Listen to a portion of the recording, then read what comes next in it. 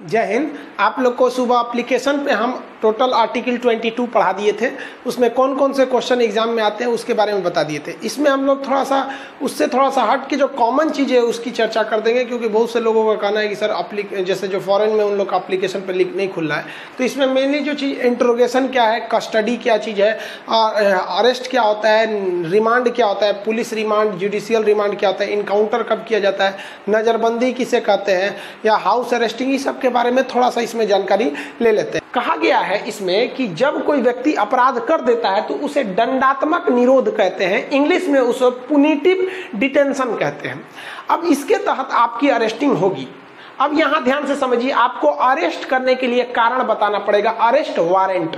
लेकिन कभी कभी पुलिस बिना अरेस्ट वारंट ही आपको उठा सकती है। ये डिपेंड करता है कि आपका जो क्राइम है वो कॉग्निजिबल है कि नॉन कॉग्निजिबल है। कॉग्निजिबल मतलब थोड़ा बहुत छूट दे दिया जाएगा, किसी का हाथ पर मार दिए, तोड़ दिए, तमाचा मार दिए। लेकिन अगर नॉन कॉग्निजिबल है, पता चला घरे जला दिए, जला के मार दिए, गोली मार दिए, तब वारंट नहीं दिखाएगा कि देखिए ये चलिए ध्यान से।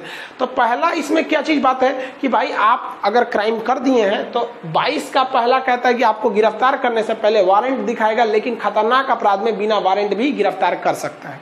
दूसरा कि वो आपको 24 घंटे के अंदर अंदर किसी मजिस्ट्रेट के पास ले जाएगा, मतलब मजिस्ट्रेट कहने का मतलब जज के पास ले जाएगा।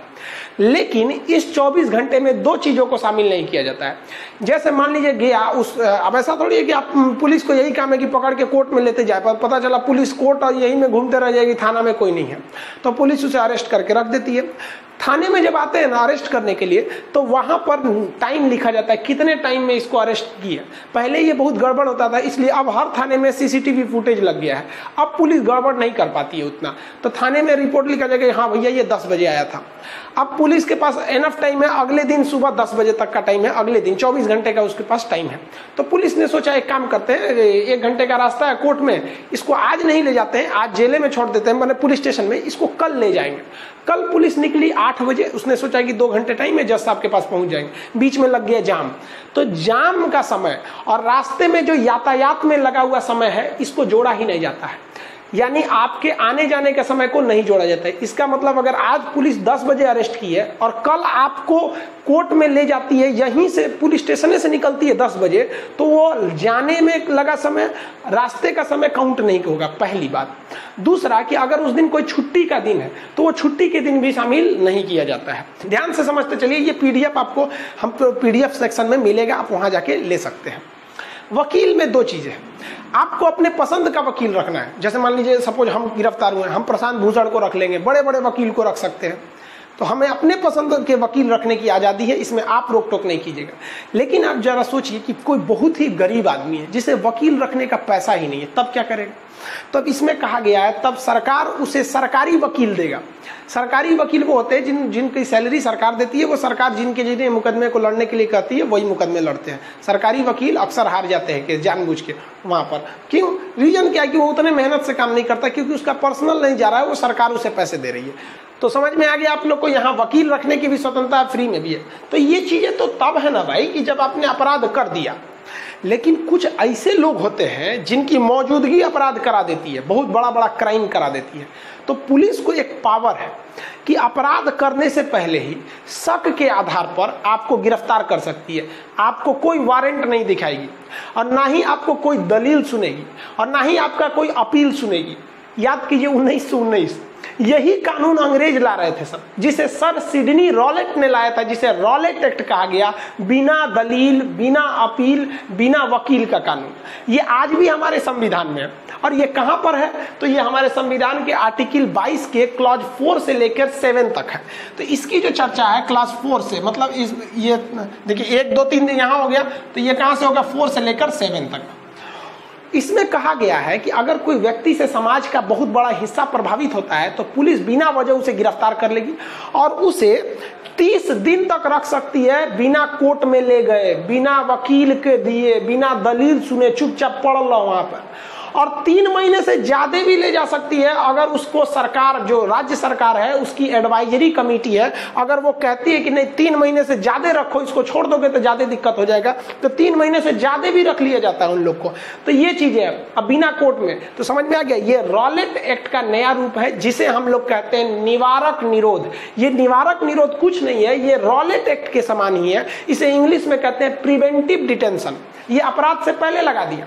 और ये जो चीज है इसे कहते हैं पुनेटिव डिटेंशन, ये अपराध होने के बाद लगाया। अब आप कहेंगे ये कैसा कानून है, बिना वारंट दिखाए 30 दिन तक रख देगा। 3 महीने तक।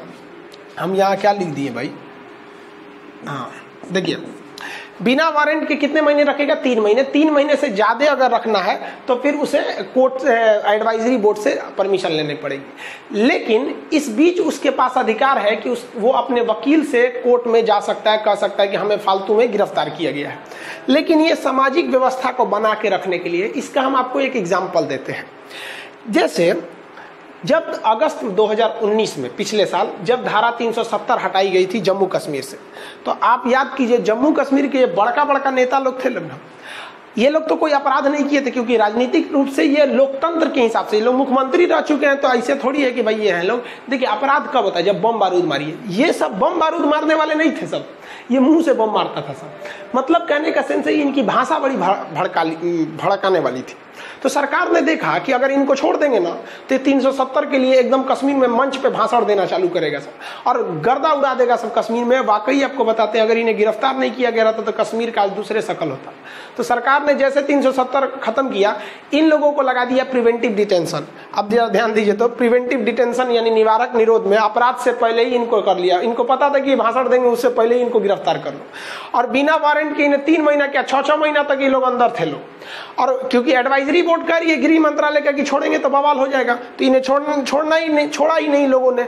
और इन लोगों को क्या किया गया, हाउस अरेस्ट कर लिया गया। हाउस अरेस्ट को हिंदी में कहते हैं नजरबंद। नजरबंद क्या किया जाता है कि जब आपको क्या किया जाता है, आपको घरे में बंद कर दिया जाएगा और आपको किसी दूसरे से बातचीत करने नहीं दिया जाएगा, फोन लाइन टेलीफोन काट दिया जाएगा। आप अपने परिवार में रहिए, बस जितने लोग का घर के अंदर है ना उतने लोग से बात कीजिए, बाहर किसी से न मिलने दिया जाएगा, आपके घर का फोन लाइन काट दिया जाएगा, टीवी कनेक्शन काट दिया जाए, चुपचाप रहिए घर के अंदर, खाइए पीजिए मस्त रहिए।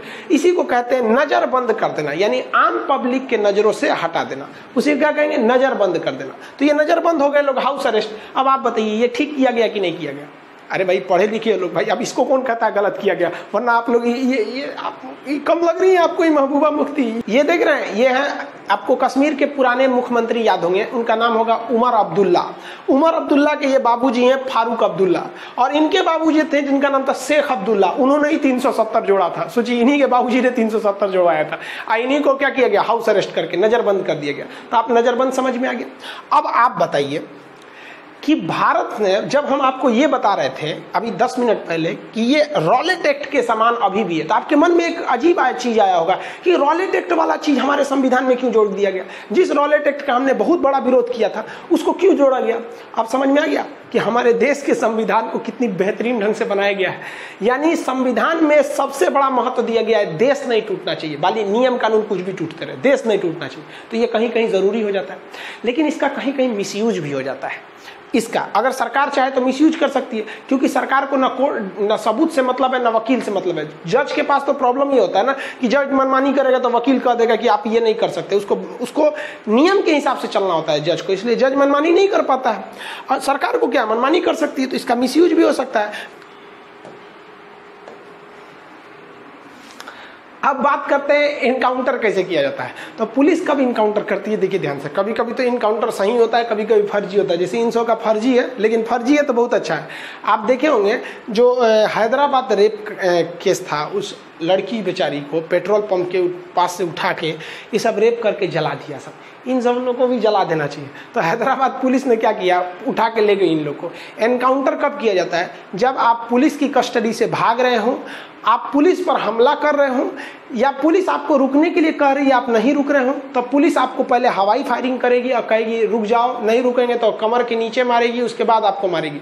तो पुलिस को पता है पुलिस को इन सबको मारना है, ले जाके गई पुलिस, कहीं भाग जाओ भाग जाओ भाग जाओ, भागी, धाए से पैर में मारा, ऊपर मार दिया वहाँ पे। और दूर से मारना जरूरी होता है। देखिए अगर कोई खड़ा है आदमी और खड़े को मार दीजिएगा ना, तो पोस्टमार्टम में कैसे निकल जाएगा कि गोली सीधे आके लगी है, तो पता चल जाएगा ससुरा फर्जी इनकाउंटर है। और भाग रहे हैं और तब गोली लगेगी तो गोली तिरछा काट के इसे निकलेगी, समझ में आया कि नहीं? सीधे घुस गया मतलब आदमी रुका हुआ था।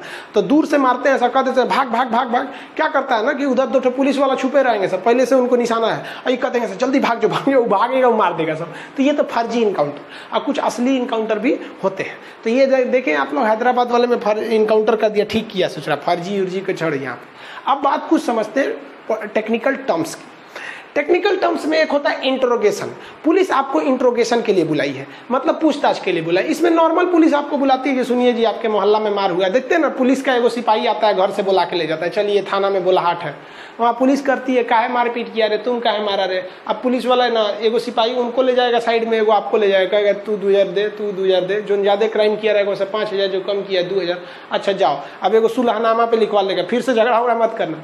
तो नॉर्मली इसी से लोग डर जाते हैं। लोग है काहे कर रहा है, थाना पुलिस हो जाए तो थाना पुलिस। अरे भाई थाना पुलिस तो ठीक है, थाना पुलिस में कौन चाहिए था? आप पॉलिटी पढ़ लेंगे ना तो थाना पुलिस से नहीं डरेंगे। अरे कौन ची का डरना है भाई?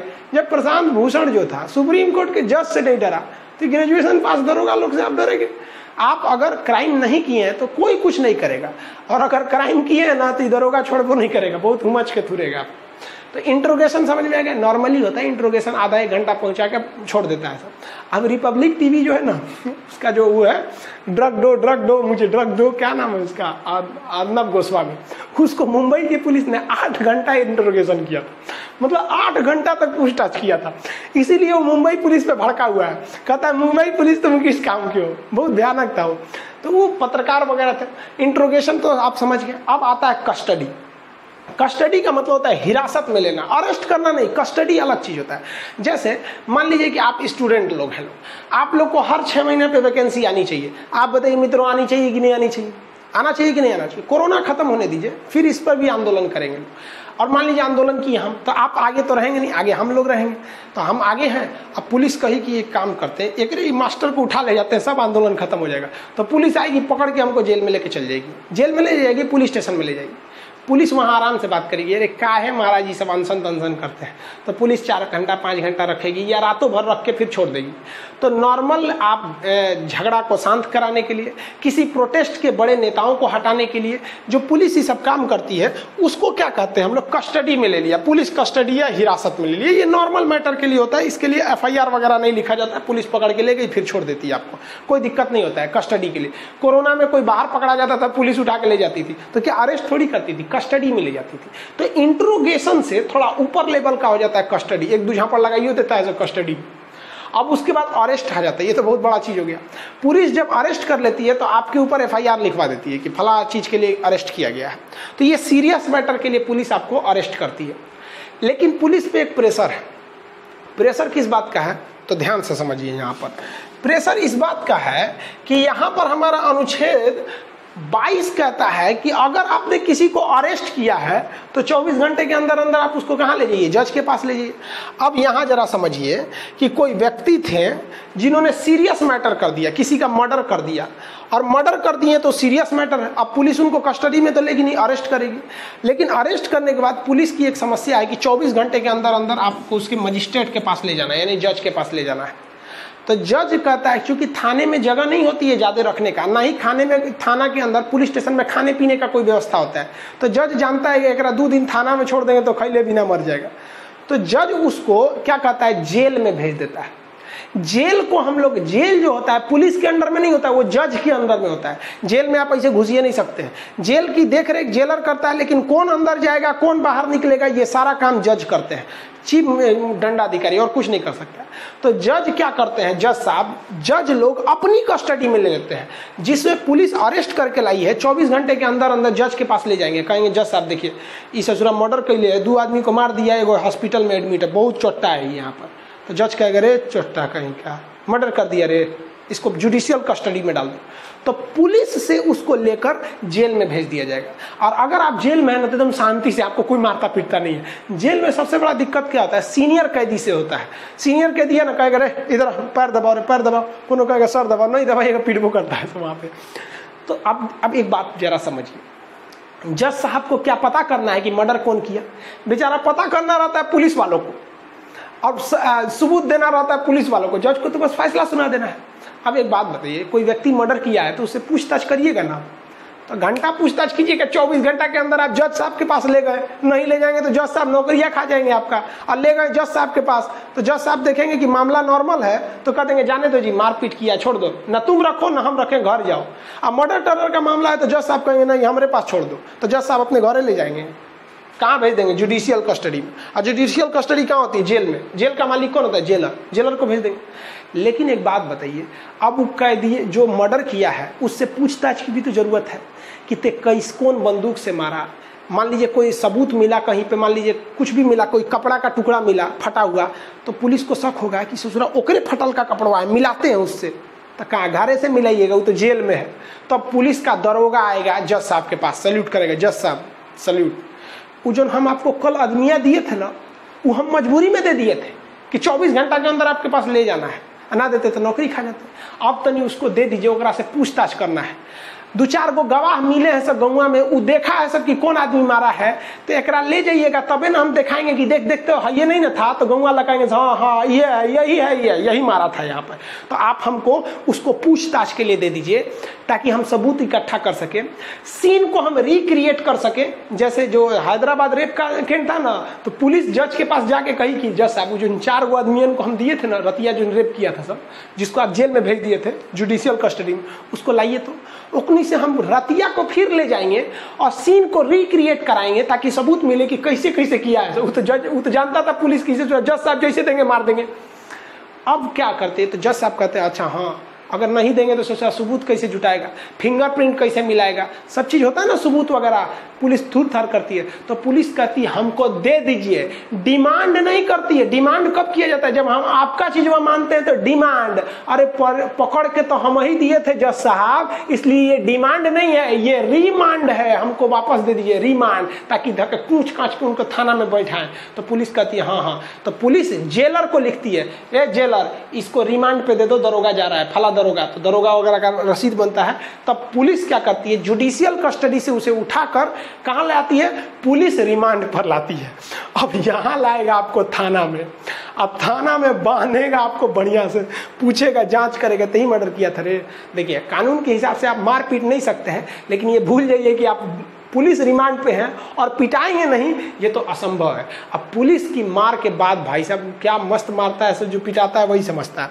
तो ये जांच करती है, सबूत जुटाती है रिमांड पर लेकर, और सीन को रिक्रिएट करती है। और यहीं पे अगर भागने की कोशिश की है ना तो मार देती है। भाग रहा था जज साहब, भाग रहा था, तो जज साहब कहेंगे कि कौन कौन ड्यूटी पे था, तो रमेश, सुरेश, अब्दुल, ये लोग 8 आदमी थे। तो उनसे पूछेगा सही में भाग रहा था? हाँ साहब भाग रहा था। तो आपको पता है ये कानून में वही चलता है जो क्या है, जो साबित कर दिए। तो ये आप समझ में आ गया कि नहीं आ गया? रिमांड पर क्यों लिया जाता है? नॉर्मल चीजों को रिमांड पर नहीं लिया जाता। जैसे मान लीजिए कोई किसी को, सपोज कीजिए कि कोई किसी को एक लाठी लेकर सर फोड़ दिया, अब पुलिस गई, लाठी भी मिल गया, आदमी भी मिल गया, और जिसका सर फूटा था वो भी मिल गया। तो जिसका सर फूटा था वो लिखवाएगा कि फला आदमी ने मेरा सर फोड़ा और लाठी से। तो पुलिस को लाठी भी मिल गई, सर वो व्यक्ति भी मिल गया, गवाह भी मिल गया। तब पुलिस क्या करेगी? उन्हें 24 घंटे के अंदर जज साहब को दे देगी, और जज साहब रिमांड पे कहाँ भेज देंगे? जुडिशियल कस्टडी में। अब पुलिस आएगी कि साहब जिन कपड़वा फोड़ा था ना कलिया, वो हमको दे दीजिए, हम ओकरा से फिर पूछेंगे। तो जज साहब कहेंगे रे लोल है रे, अब कौन चीज पूछेगा? जिन्हें लाठी से मारा था तो लठिया मिलिए गया, आदमिया मिलिए गया, अब कौन चीज? अब मुकदमा चलेगा, भाग यहाँ पे, हम नहीं जानते तो थुरेगा वहाँ पर। तो आप जब तक जुडिशियल कस्टडी में हैं आराम से हैं, पुलिस कस्टडी में ठुकाएंगे। पुलिस कस्टडी मैक्सिमम 15 दिन का होता है। हालांकि महाराष्ट्र का एक कानून है मकोका, महाराष्ट्र क्रिमिनल कानून है मकोका, वो भी निवारक निरोध है। उसमें 1 साल तक के लिए आपको क्या कर देता है? पुलिस रिमांड पर दे देता है, अब 1 साल तक तुरेगा आपको। तो जनरली ये मैक्सिमम जो होता है वो 15 दिन का होता है। अब जैसे मान के चलिए कि आप कोई मोबाइल है जिसमें 15 GB का खाली जगह है, तो कोई 15 GB थोड़े ना भरता है, 1 GB छोड़ के 14 GB भरता है। तो जज साहब को पावर है कि 15 दिन तक पुलिस रिमांड पर दे सकते हैं, लेकिन जनरली जज साहब 15 दिन देते नहीं, वो 14 दिन के पुलिस रिमांड पर देते हैं। पुलिस ले आएगी जेल से आपको रिमांड पर, आपसे पूछताछ करेगी, खूब बढ़िया से पूछ कर देगी, आप हो जाएंगे शांत। तो ये आप इतने चीज़ों को आप समझ में आ गया, आप लोग को ये चीज़ें आप समझ में आ गया होगा। इसको आप लिखना चाहे तो लिख सकते हैं, ये सिलेबस में नहीं पूछेगा, ये जानकारी के लिए आपको भले ये आप इसको लिखना चाहे तो लिख सकते हैं। और एप्लीकेशन में कुछ लड़कों का पेमेंट फंस गया था, तो एक्चुअली उसमें क्या होता है कि 24 घंटे का टाइम लगता है, फिर हर चीज़ अपना नॉर्मल हो जाएगी। तो उसके लिए घबराना नहीं है, अगर कुछ भी चीज़ प्रॉब्लम आती है तो उसमें 24 घंटे में वो एप्लीकेशन पे ठीक हो जाता है। मिलेंगे नेक्स्ट वीडियो में। जय हिंद।